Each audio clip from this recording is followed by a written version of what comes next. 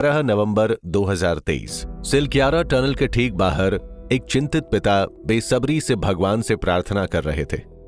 उनकी भीगी आंखें आसमान टटोलकर ये गुहार लगा रही थी कि सुरंग के अंदर फंसे 41 मजदूर और कर्मचारियों में उनका बेटा भी सलामत बाहर आ जाए। यही हाल 40 और परिवारों का भी था, जो बेबस होकर भगवान से प्रार्थना करने के अलावा और कुछ नहीं कर सकते थे, क्योंकि उस दिन जो अनदेखा हादसा हुआ उसकी वजह से टनल के अंदर अटके हुए 41 कर्मचारी और इंजीनियर्स अगले 17 दिन एक जंग लड़ने वाले थे, बिना राशन पानी और बाहर की दुनिया से कट के। जंग जिंदगी और मौत की। क्या हुआ था उस दिन? किस तरह रेस्क्यू किया गया सिलक्यारा सुरंग के सभी कर्मठ कर्मचारियों और इंजीनियर्स को? कौन सी तकनीक इस्तेमाल की गई उनको हर रोज जिंदा और सही सलामत सुरंग से बाहर निकालने के लिए? इस रोंगटे खड़े कर देने वाले रेस्क्यू मिशन के बारे में और जानने के लिए बने रहिए हमारे साथ आने वाले एपिसोड्स में। Silkyara bend Barkot tunnel Uttarkashi district के दक्षिण में धरासू और उत्तर के यमुनोत्री इलाकों को सड़क से जोड़ने का प्रोजेक्ट है। पावन भूमि के नाम से जाने वाले इस इलाके में श्रद्धालुओं के भारी आवाजावन को देखते हुए 4 धाम प्रोजेक्ट के अंतर्गत इस सुरंग को बनाने की बागडोर NCEL यानी नवयुग इंजीनियरिंग कंस्ट्रक्शन नाम की कंपनी को दे दी गई। 4.5 किलोमीटर लंबी ये सुरंग इन इलाकों के बीच की दूरी को 20 किलोमीटर तक कम करती है। इस सुरंग का पहाड़ी इलाका भूस्खलन यानी कि लैंडस्लाइड्स के लिए जाना जाता है। पिछले 10 सालों में लगातार होते डेवलपमेंट की वजह से यहां पर लैंडस्लाइड्स की फ्रीक्वेंसी भी बढ़ चुकी है। बारिश और हिमालय के बहते ग्लेशियल पानी की वजह से ये इलाका काफी खतरनाक माना जाता है। तकरीबन शाम के 5:30 बजे सुरंग के अंदर 41 कर्मचारियों और इंजीनियर्स की टीम कंस्ट्रक्शन का काम जारी कर रही थी, जब सुरंग का 60 मीटर लंबा हिस्सा ढह गया। सुरंग की एंट्रेंस से कुछ 200 मीटर अंदर हुए इस हादसे ने एक झटके में वर्कर्स की टीम को चारों ओर से अटका दिया और बाहर की दुनिया से काट दिया। जैसे ही इस कोलैप्स की खबर फैली, उत्तराखंड स्टेट गवर्नमेंट और राज्य के जियोलॉजिकल रिसर्च इंस्टीट्यूट के एक्सपर्ट्स वहां पहुंच गए। एक बात साफ थी कि कर्मचारियों के बाहर आने या उन्हें निकलने का कोई जरिया वहां पर नहीं था। न तो कोई गड्ढा, खिड़की, रोशनदान या ओपनिंग जहां से उन्हें सही सलामत बाहर निकाला जा सके। तो क्यों हुआ अचानक यह हादसा? दरअसल सिलक्यारा सुरंग एक ऐसी जगह पर लोकेटेड है जिसे मेन सेंट्रल थ्रस्ट कहा जाता है। ये एक ऐसी भौगोलिक स्थिति होती है जहां पर पहाड़ों से ढीले पत्थरों के बड़े बड़े हिस्से आए दिन टूटकर गिरते रहते हैं। एक्सपर्ट्स के मुताबिक एक बात तो तय थी कि हवा के अंदर या बाहर आने का कोई भी जरिया ना होने की वजह से अब सिचुएशन सीरियस हो चुकी थी। हर एक घंटे तक देरी का मतलब टनल के अंदर ऑक्सीजन की कमी। सुरंग ढहने के कुछ ही घंटों में यह खबर पूरे देश में मीडिया के जरिए पहुंच गई और इसने सबका ध्यान अपनी ओर खींच लिया। सिचुएशन को देखते हुए उत्तराखंड राज्य सरकार ने तुरंत ऑपरेशन जिंदगी का ऐलान किया, जो कि सभी फंसे हुए कर्मचारियों को सही सलामत सुरंग से बाहर निकालने का बीड़ा था। क्या था स्टेट का रिस्पॉन्स इस डिजास्टर के प्रति? कौन से थे वो पहले कदम जो आने वाले वक्त में फंसे हुए कर्मचारियों की जिंदगी का फैसला करने वाले थे? जानने के लिए बने रहिए अगले एपिसोड में। ऑपरेशन जिंदगी के तहत सबसे पहली आवश्यकता थी कर्मचारियों की सेहत, उनके खाने और पीने का बंदोबस्त। लेकिन जहां हवा के अंदर जाने या बाहर आने का जरिया ही ना हो, वहां पर राशन कैसे पहुंचता? साइट पर मौजूद ड्रिलिंग मशीन तेजी से काम दिखाने में सक्षम नहीं हो पा रही थी और हर एक मिनट अंदर फंसे कर्मचारियों और मजदूरों की जिंदगी दांव पर लगा रही थी। इसीलिए इस कोशिश को मुमकिन करने के लिए 16 नवंबर को हॉरिजॉन्टल ड्रिलिंग मशीन का तत्काल बंदोबस्त किया गया, जिसमें पत्थर की दीवार को आसानी से भेदने के लिए एक ऑगर मशीन को लगाया हुआ था। एक्सपर्ट ओपिनियन के लिए उत्तराखंड राज्य सरकार ने उस टीम से भी कांटेक्ट किया जो कि 2018 में थाईलैंड के थाम लुआंग केव डिजास्टर के दौरान फंसे हुए स्कूल के लगभग सभी बच्चों को सही सलामत बाहर निकालने में कामयाब हुई थी। 23 जून 2018 को थाम लुआंग की गुफाओं को घूमने के लिए वहां के बच्चों की एक लोकल फुटबॉल टीम पहुंची और गुफा के कुछ ही अंदर जाने के बाद भारी बारिश ने उन्हें अंदर ही फंसा दिया। रेस्क्यू टीम ने नायाब तकनीक इस्तेमाल करते हुए बहुत ही कठिन परिस्थितियों में 18 दिन बाद 10 जुलाई 2018 को इस रेस्क्यू को अंजाम दिया था। सिलक्यारा सुरंग पर 17 नवंबर को नई ऑगर मशीन के जरिए ड्रिलिंग का काम तेजी से चल ही रहा था कि अचानक पहाड़ी के अंदर से पत्थरों के बड़े बड़े टुकड़े चटकने की लगातार आवाजें सुनाई देने लगी। इस सुरंग का एक और हिस्सा ढहने का खतरा और भी बढ़ गया और इसीलिए काम को जबरन रोकना पड़ा। साथ ही सुरंग के अंदर कर्मचारियों तक पहुंचने के लिए दूसरे रास्तों को बनाना शुरू हो चुका था। सुरंग के अंदर कर्मचारियों तक पहुंचने के लिए सबसे पहले 3 पाइप टनल के अंदर भेजे गए ताकि राशन, पानी और ऑक्सीजन की सप्लाई कर्मचारियों तक पहुंचती रहे। इनमें से एक 15 सेंटीमीटर मोटी पाइप थी जिसके जरिए एक एंडोस्कोपिक कैमरा सुरंग के अंदर डाला गया जो अंदर की सिचुएशन का आंखों देखा हाल बता रहा था। दुनिया ने पहली बार न्यूज मीडिया पर फंसे हुए कर्मचारियों को देखा। वो थके हुए थे, भूखे और बेबस थे, लेकिन तसल्ली इस बात की थी कि अब तक ना तो किसी की तबीयत खराब थी और ना ही किसी को चोट लगी थी। वहीं दूसरी ओर सुरंग के ठीक ऊपर तुरंत एक 1.5 किलोमीटर लंबी सड़क बनाई गई ताकि ऊपर से सुरंग को भेद कर कर्मचारियों को निकालने का रास्ता बनाया जा सके। वक्त के चलते दिन गुजरते रहे और कोशिशें जारी रही, लेकिन किसी को भी नहीं पता था कि ये कोशिशें रंग लाएंगी भी या नहीं। किसी पहाड़ को भेद कर उसके पथरीले शरीर को काटकर रास्ता बनाना आसान नहीं होता। सिलक्यारा सुरंग के ढहे 10 दिन बीत चुके थे। ये तय था कि फंसे हुए कर्मचारियों तक पहुंचने में अभी काफी वक्त लग जाएगा। वहीं सुरंग के अंदर अपने परिवारों से मिलने के लिए बेताब कर्मचारी जहां पहले कुछ दिन पत्थरों पर से नमी को चाटकर अपनी प्यास बुझा रहे थे, वहीं उन्हें इस बात की राहत थी कि उनके पास अब पीने के लिए पानी और गर्म खाना लगातार भेजा जा रहा था। ढीले पत्थर होने की वजह से नई ऑगर मशीन की ड्रिलिंग भी कभी तेज होती तो कभी बहुत धीमी। बात सुरंग के अंदर फंसे कर्मचारियों की जिंदगी की थी। ड्रिलिंग में जरा से भी लापरवाही एक और बड़ी सुरंग के हिस्से को गिरा सकती थी और वो पत्थर की शिलाओं और सैकड़ों टन मिट्टी उन पर गिर सकती थी। 23 नवंबर को ड्रिलिंग मशीन को भारी भरकम रिपेयरिंग की जरूरत आन पड़ी, जिससे काम फिर से रुक गया। ऐसा माना जा रहा था कि सुरंग को भेदकर कर्मचारियों तक पहुंचने में 75% काम पूरा हो चुका था, लेकिन होनी को कौन टाल सकता था। जहां एक तरफ रेस्क्यू का इंतजार कर रहे कर्मचारी इस बात से खुश थे कि अब किसी भी वक्त एक हाथ उन्हें मौत के मुंह से बचाकर बाहर खींच ले जाएगी। 25 नवंबर के दिन कुछ 47 मीटर और खोदने के बाद ड्रिलिंग मशीन का एक हिस्सा पत्थरों में अचानक फंसकर टूट गया। इस खबर से कईयों का दिल बैठ गया।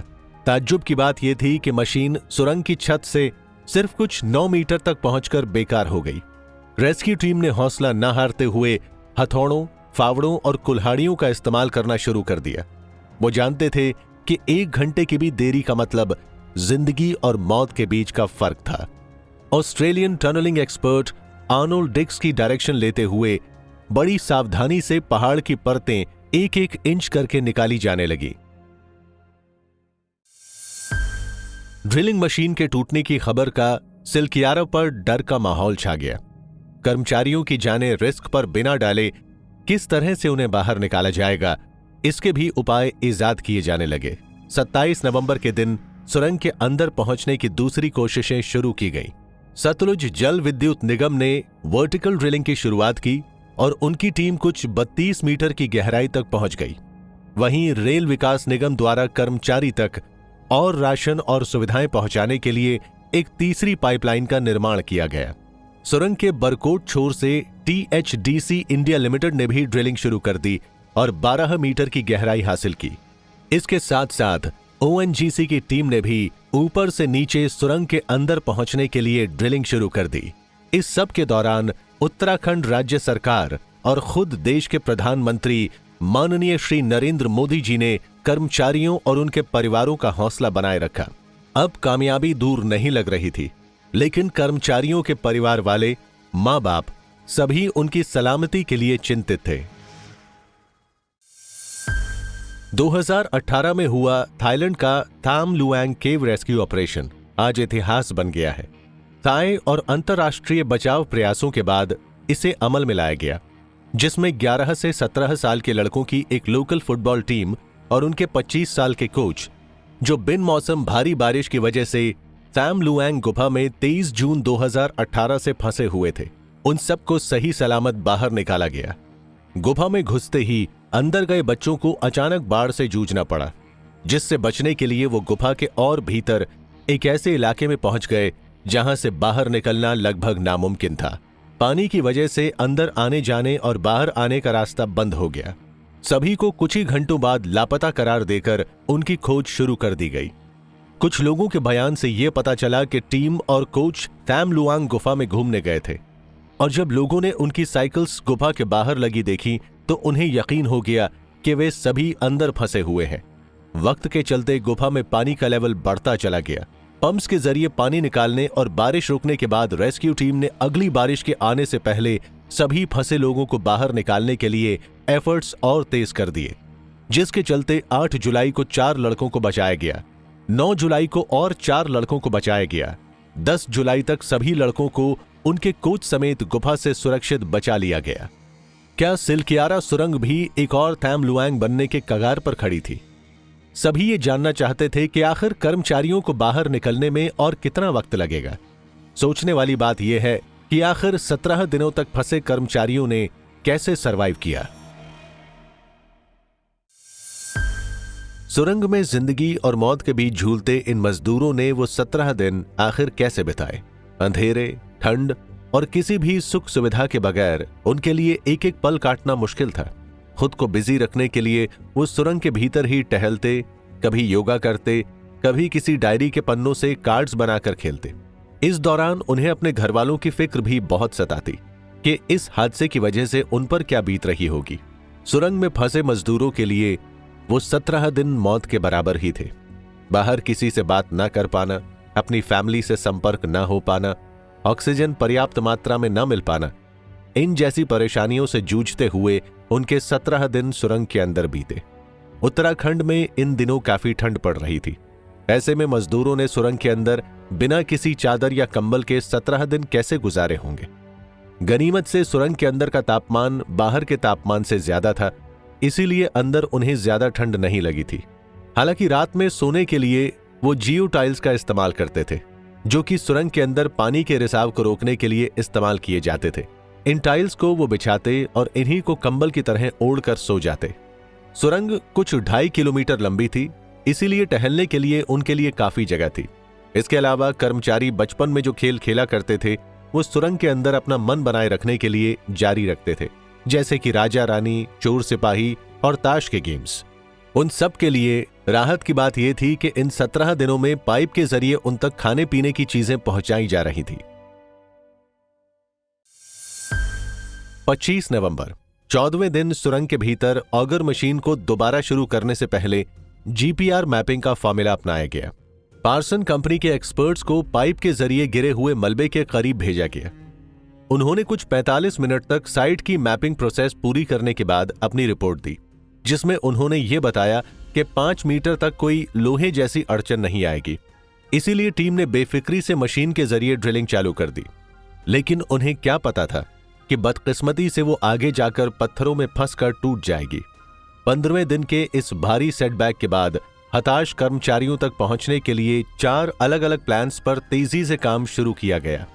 इससे एक दिन पहले 24 नवंबर की शाम को सुरंग के अंदर फंसे 41 मजदूरों के रेस्क्यू टीम को सबसे बड़ा झटका लगा था, जब मशीन का ब्लेड 800 मिलीमीटर पाइप में ही टूटकर फंस गया था।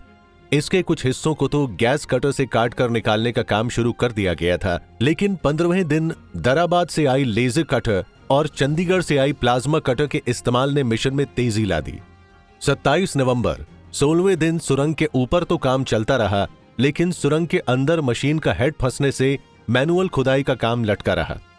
देर शाम हेड के निकलते ही रैट माइनर सेना मैनुअल खुदाई में जुट गई। वहीं मशीन का हेड निकालने के बाद मैनुअल ड्रिलिंग भी शुरू कर दी गई। सिलकियारा हादसे ने कई अहम सवाल उठाए। क्या बहुत ज्यादा कंस्ट्रक्शन हमारी धरती के लिए ठीक है? इंसान की एक दूसरे से जुड़ने और तरक्की करने की होड़, क्या इसका खामियाजा हमारी धरती को भरना पड़ रहा है? क्या यह वाकई एक नेचुरल डिजास्टर था या एजेंसीज और राज्य द्वारा किए गए नियमों के उल्लंघन की भरपाई? मदर नेचर को देखें तो उत्तरकाशी बसा ही ऐसी जगह पर है जहां ढीले पत्थरों के पहाड़ आए दिन गिरते हैं। इसमें इंसानी दोष नहीं है, लेकिन वहीं जमीन पतली होने की वजह से यहाँ के टेक्टोनिक प्लेट्स आपस में टकराते रहते हैं। वहीं इंसानी तौर पर देखा जाए तो सुरंग में कोई एस्केप रूट भी नहीं था। नियम यह है कि जो भी सुरंग 3 किलोमीटर से ज्यादा लंबी हो उसमें एस्केप रूट बनाना जरूरी होता है, ताकि किसी हादसे के समय उसमें मौजूद लोगों को सुरक्षित निकाला जा सके। सिलक्यारा पर ट्रेंच केज की सुविधा भी नहीं थी। ट्रेंच केज एक छोटा सा लोहे का बक्सा होता है जो हादसे के समय अंदर फंसे लोगों को बाहर लाने में मदद कर सकता है। एक स्टैंडर्ड एसओपी या गाइडलाइंस का ना होना भी सिलक्यारा हादसे की वजह बताई जाती है। साथ ही ये पूरी दुनिया को पता है कि हिमालय सबसे नए पहाड़ हैं, युवा हैं, नाजुक हैं। सबसे ज्यादा फॉल्ट्स यहीं हैं, सबसे ज्यादा भूकंप भी यहीं आते हैं। सवाल ये उठता है कि ऐसे नाजुक पहाड़ों पर लगातार सड़कें, सुरंगें और बांध बनाना क्या समझदारी है? जियोलॉजिस्ट कई बार इस बात पर जोर डाल चुके हैं कि हिमालय पर किसी भी तरह की अनसाइंटिफिक निर्माण नुकसान पहुंचा सकता है, और वही हुआ। क्या सुरंग में फंसे कर्मचारी दीपावली अपने परिवार वालों के साथ मना पाए? जिस मलबे को काटने में अमेरिका की ऑगर मशीन भी फेल हो गई, वहीं चूहा तकनीक या रैट माइनिंग टेक्निक के जरिए कुछ ही घंटों में मलबा खोदकर मजदूरों को बाहर निकालने में सफलता पाई गई। झारखंड, बिहार, छत्तीसगढ़ और उत्तर प्रदेश से लोग अपने भाई, बेटे, पिता के सुरंग में फंसने की खबर सुनकर वहां दौड़े आए थे। वहीं उत्तराखंड के एक युवा मजदूर के टनल में फंसने से उनकी मां ने तो अन्न जल ही त्याग दिया था। यहां तक कि उन्होंने सरकार से गुहार लगाई थी कि उनका घर बार ले लो, लेकिन उनके बेटे को बाहर ले आओ। एक मां की इसी गुहार ने सीएम पुष्कर सिंह धामी को भी पिघला दिया। लेकिन उन 41 कर्मचारियों में से एक के पिता ऐसे भी थे जिन्होंने अपने बेटे का इंतजार करते करते उसके सुरंग से बाहर आने के सिर्फ 6 घंटे पहले ही दम तोड़ दिया। आखिरकार 28 नवंबर को रैट माइनर्स की मैनुअल ड्रिलिंग की मदद से सभी 41 कर्मचारियों को जैसे जैसे मलबे से बाहर लाया गया, वैसे वैसे टनल के बाहर और देश दुनिया में लोगों की धड़कनें बढ़ती गई। मजदूरों के निकलने की खुशखबरी जैसे ही बाहर टकटकी लगाए उनके परिवार वालों तक पहुंची तो खुशी के मारे उनकी आंखें छलक आईं। मजदूरों के निकलने का सिलसिला शुरू ही हुआ था कि उनके घरवालों में दीपावली मनाई जाने लगी। सही मायनों में इन मजदूरों और उनके परिवारों की दीपावली 28 नवंबर को हुई, जो 17 दिन में जिंदगी की जंग जीतकर बाहर आए थे। अंधेरी सुरंग में 17 दिन काटने वाले इन कर्मचारियों की सलामती के लिए देश और दुनिया में पूजा पाठ और दुआओं का दौर चल रहा था। सही सलामत बाहर आने पर उनको भारत सरकार की तरफ से 1-1 लाख रुपए मुआवजा दिया गया और स्वयं उत्तराखंड के चीफ मिनिस्टर माननीय श्री पुष्कर सिंह धामी ने उनका स्वागत किया। अपनों की चिंता में घुल रही एक मां, पत्नी, बेटी और बहन की आंखों से खुशियों के आंसू छलक उठे। टनल के आसपास नेटवर्क की प्रॉब्लम होने के चलते अपनों की सलामती की खबर घर तक पहुंचने के लिए लोग दूर तक भागते नजर आए। इनकी खुशी देखकर ऐसा लग रहा था कि कई दिनों बाद वो चैन से खाना खा सकेंगे और सुकून की नींद भी सो सकेंगे। लेकिन सिलक्यारा एक अहम सबक की तरह सामने आया, और वो ये कि इंसान किसी भी तरह की मार झेल सकता है, लेकिन जब प्रकृति का संतुलन बिगड़ता है तो छिपने की भी जगह नहीं मिलती।